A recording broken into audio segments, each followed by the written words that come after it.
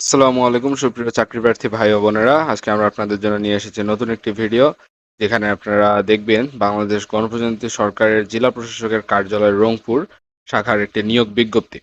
তো চলুন কথা না বাড়িয়ে আমরা এই ভিডিওটি শুরু করি।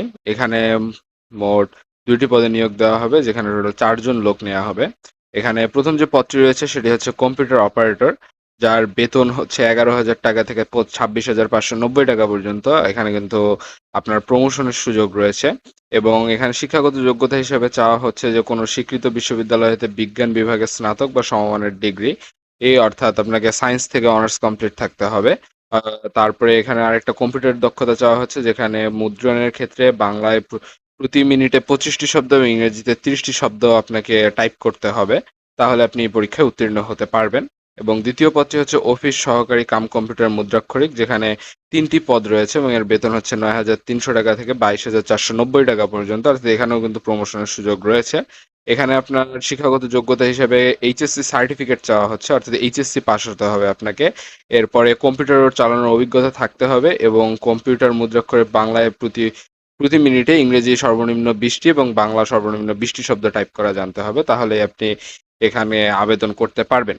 এরপরে এই 2টি পদের মধ্যে আবেদন করার জন্য অন্যান্য যে শর্তাবলীগুলো রয়েছে তার মধ্যে আমরা দেখতে পাচ্ছি যে প্রথম শর্তটি হচ্ছে আপনাকে অবশ্যই বাংলাদেশের নাগরিক এবং রংপুর জেলার স্থায়ী বাসিন্দা হতে হবে, অর্থাৎ আপনার এনআইডি কার্ড, এখানে আপনার লোকেশন হতে হবে রংপুর। তাহলে আপনি এখানে আবেদন করতে পারবেন। এবং আপনি যে কোনো একটি পদে আবেদন করতে পারবেন।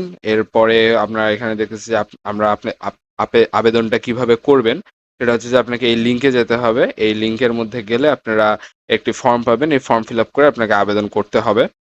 এখানে আবেদন শুরু হবে 5 তারিখ, অর্থাৎ আগামীকালকে থেকে এখানে আবেদন শুরু এবং সকাল 10টা হতে, এবং শেষ হবে এই আবেদনটা 4 তারিখ। 4 তারিখ, পরবর্তী মাসের 4 তারিখ এই আবেদনটি শেষ হবে। এবং টাকার ব্যাপারে যে কথাটি বলা হয়েছে যে এই আবেদনের এই লিঙ্কের মধ্যে গিয়ে ফর্ম ফিল আপ করার পরে আপনাকে 72 ঘন্টার মধ্যে টাকা পেমেন্ট করতে হবে।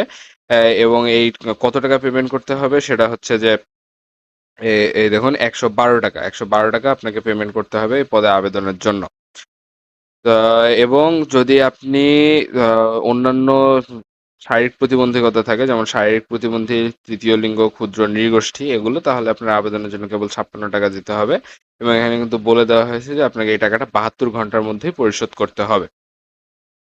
তো এই ছিল আজকে আমাদের এই ভিডিওটি ভালো লেগে থাকলে অবশ্যই লাইক দিবেন এবং আমাদের চ্যানেলটি সাবস্ক্রাইব করে পাশে থাকা বেল আইকনটি ক্লিক করে রাখুন, চাকরি পরবর্তী আপডেট সবার আগে আপনার কাছে পৌঁছাতে। ধন্যবাদ সকলকে।